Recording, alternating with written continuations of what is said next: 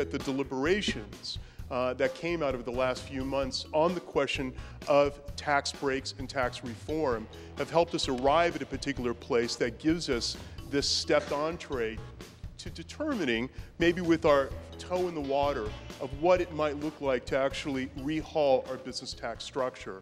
Most of my adult life I've spent completely here in San Francisco, now about 27 years. I was born in Chicago.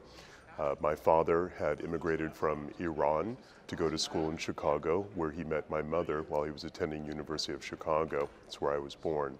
My mother, growing up for me in the 60s, 70s, was very involved in the women's movement and in the anti-war movement, and would often take me to protest and to lectures. She was also involved in union labor, as her family had been for a couple generations. And my father was the director of YMCA in Chicago. So with that civic engagement through YMCA, I think that all was, in one variable or another, very influential on me. After my parents had divorced, I spent most of my youth in the state of Rhode Island, southern Rhode Island.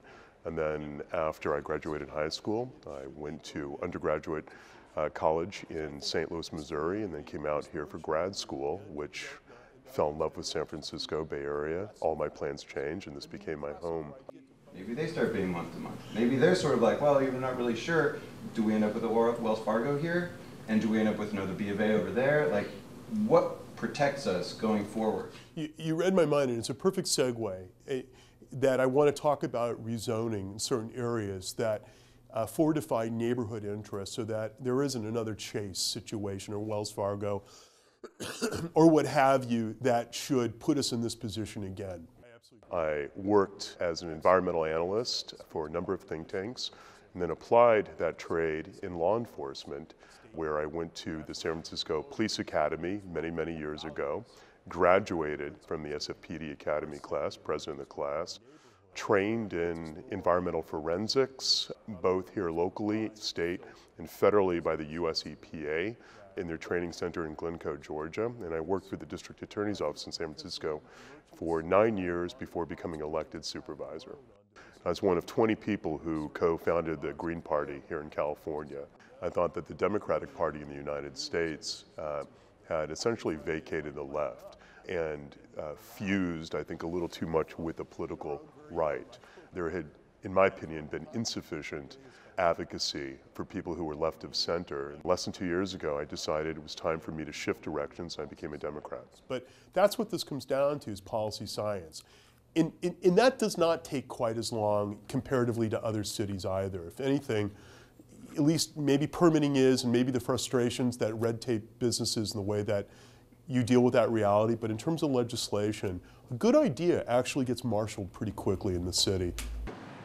I love to campaign. I knew that in advance.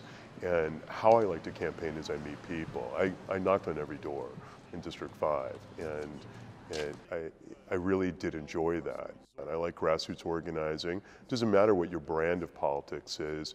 It should never be subverted if you come from the right, middle, or left, to always want to engage the public and empower the public by them meeting you and you listening to them. Nice what's happening around here on Divis, yeah, you know? Yeah. Now trying to film more. It's good, low crime and everything, man. It's really nice. I appreciate that. Okay. Thank you. All right. Hey, be well. Okay. If you look at Divisidero between Haight and Gary Street, it has seen a complete renaissance. Everything you're seeing here in the Divisidero corridor, the medians here, the improvements on the sidewalks, this has just happened over the last 2-3 years. This street that you're right in the middle of right now is our farmers market on Sundays, right here at Grove in Divisidero. It's an amazing farmers market that the whole community comes out for. Whether is good or bad, I have to tell you, I'm thoroughly impressed. And then right here, in front of Mojo Bicycle Shop and Cafe, owned by Remy Nelson, we have the first parklet where we took out several parking meters and extended the cafe table seating, and it's now right on the street. And it was the first one in the city, here in District 5, right in front of Mojo, and it's now served as a template for other businesses wanting to do the exact same thing. there's always a lot of discussion about diversity in terms of culture and in race. I think class diversity is something that shouldn't be subordinate to that discussion. I want to make sure that San Francisco has a working class population. I want to make sure that we do not take for granted, because we are seen as more cosmopolitan, that excuses us from not tackling issues of poverty, which there are still substantial pockets of it in San Francisco, despite what others may argue. That, to me, obligates our requirement to make sure that this city, being in its reputation of being forward-thinking and progressive, learn to make sure that that translates into an economics so that this isn't a city just for those who can afford it. Because we want to get down to brass tack issues about not just public safety, but the root causes that we want to address of job training, job placement, giving our youth something to aspire to, giving young adults something that they can turn to, giving people who feel that they need that extra level of support from City Hall, from local government, the ability to be able to reach out. That is also what tonight is part of. Here's the real supervisor, my son. This is Theo Mirkarimi, who just turned 2 last week.